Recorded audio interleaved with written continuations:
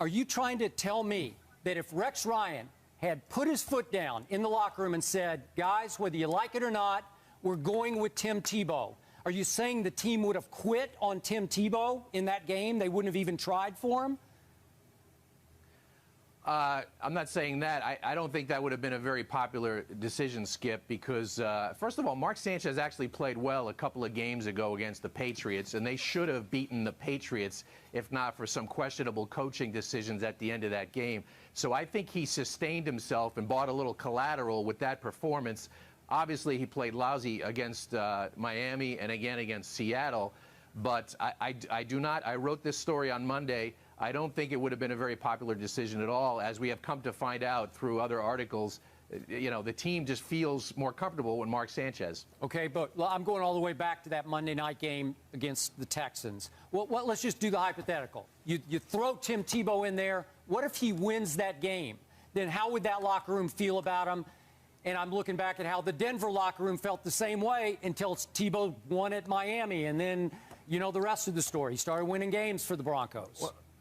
Well, that is a big if, though. That is a big if. If they had beaten the Texans, at that point, Sanchez was not playing as poorly as he is now. There was like a good game, a bad game, a good game. He didn't have a prolonged slump, although some might argue that this whole season has been kind of a flat line for him. But I think he did enough or showed enough flashes sporadically to keep himself in the job. If they wanted to make a change, they should have made it during the bye week. That would have given him the extra time to prepare for the so-called Tebow offense. Rich Amini, Stephen A. Smith here. Thank you for being on the show. Let me ask you this question. I'm noticing Rex over the last few weeks just becoming more and more resolute, more stubborn when it came to the subject of Tim Tebow. Is it because Tim Tebow has been that bad in practice or since the Jets acquired him? Is it because the players are so steadfast against him? Or is it because Rex Ryan was forced to take on Tim Tebow by Woody Johnson? I don't know what the truth is. I'm asking you. Well, I sat in Mike Tannenbaum's office last night, Stephen A. He absolutely swore to me that Woody Johnson had nothing to do at all with the acquisition of Tim Tebow. He says it was a 100% football decision between him, Rex, and Tony Sparano. I'm not sure if I totally believe him. I think Woody Johnson's very involved in all these matters, especially one as high profile as Tebow. So I just think that that's, you know, I don't know if I take that at face value, but, you know, it's a tough situation for him right now because of all these.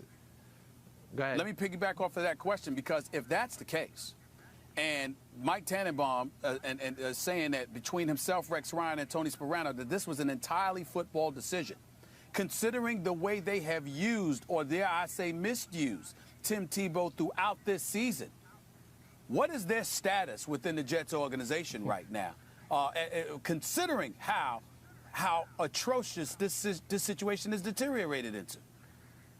Well, I wrote the other day, I think everybody's on notice in the organization. They're 3-6. They've lost 9 out of their last 12 games. And if you want to go back to their last championship game, since then they're 11-14. That's losing football. That's a bad brand of football, and I know that is bothering Woody Johnson. And I think, you know, someone's head's going to roll at the end of this season if it continues to go the way it's going. One thing we should mention, though, which I think is a big factor in their decision to stay with Mark Sanchez, he has signed, next year he has $8 million in guarantees for 2013, and I think that is a big factor in their decision, because if they bench him now, I think they feel they'll lose him emotionally, mentally, and they don't want to jeopardize the money they have to pay him next year. Excuse me for interjecting real quick, Skip, but this is exactly what I'm talking about, Rich, because here's the deal. If you didn't have to give Mark Sanchez that extension, where was he going? Right. You felt the need to step out and give it to him unnecessarily, so you pigeonholed yourself. Once again, it's not just about Tebow's misuse. It's about how you've handled Mark Sanchez. Not just this offseason with the contract extension, but the 3 years you spent coddling him, evidently to no avail. Is somebody going to be held accountable for that? I would think so. That was feel-good money, because that contract extension was announced on the day that they got their no from Peyton Manning. You know, not that they heavily pursued Manning, but they did make a phone call. And when they found out they were out of that sweepstakes, all of a sudden, a few hours later, they're announcing this contract extension to Mark Sanchez. I think that was feel-good money. It was symbolic in a way to prop him up as their starting quarterback. And you're right, Stephen A. I mean, somewhat that decision could come back to bite them. So, Rich, Stephen A. and I have struggled with where was Rex's turning point on Tim Tebow?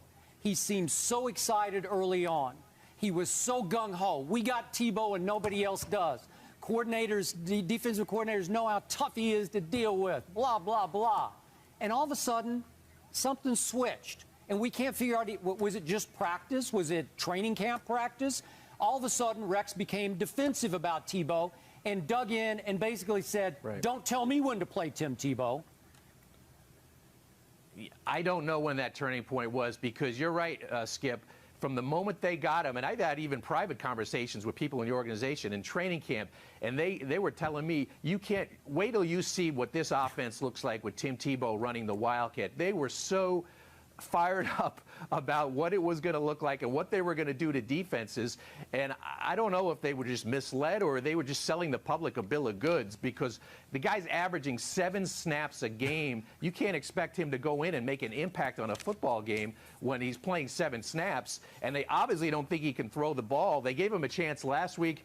He was throwing R.A. Dickey knuckleballs on bubble screens to Jeremy Curley. They don't trust him throwing the ball downfield, clearly.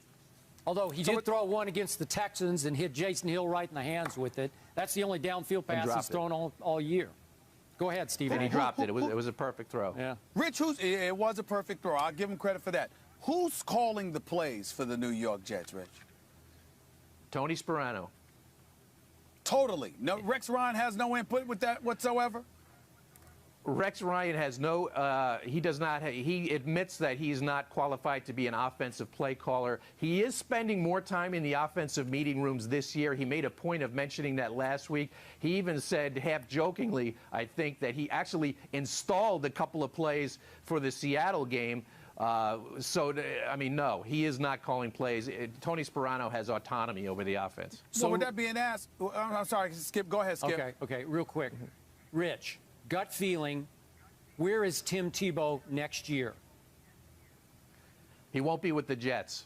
I'm convinced of that. If you know, they rode this for a year. They realize, I don't think they'll admit this publicly, but all the distractions, all the Tim Tebow stuff that comes with Tim Tebow, they're not going to sign up for this again next year. I could see him in Jacksonville next year. It would be a draw for them for obvious reasons. So I absolutely do not see Tim back with the Jets. And I don't know this, but I'm sure he doesn't want to come back. I'm sure he's very frustrated by the role he's been given.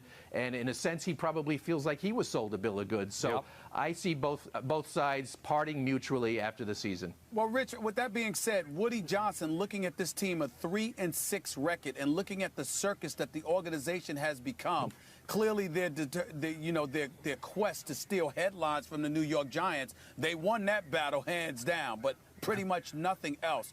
Is Woody Johnson the type of guy that's going to come out and say, this was my plan, I wanted to do this, I messed up? Or is it going to be one of those situations where Mike Tannenbaum, Rex Ryan, and Tony Sparano find themselves holding the bag? Well, even if it was Woody's idea, and I think partly it was, I mean, owners don't have to show accountability. They're the boss. Someone else will have to wear that eventually. And, you know, Woody Johnson will address this at some point soon, and I don't think he's going to. He has said all along that it was a 100% football decision. So it's going to, Mike Tannenbaum ultimately could wear that. That could be the stain on his legacy.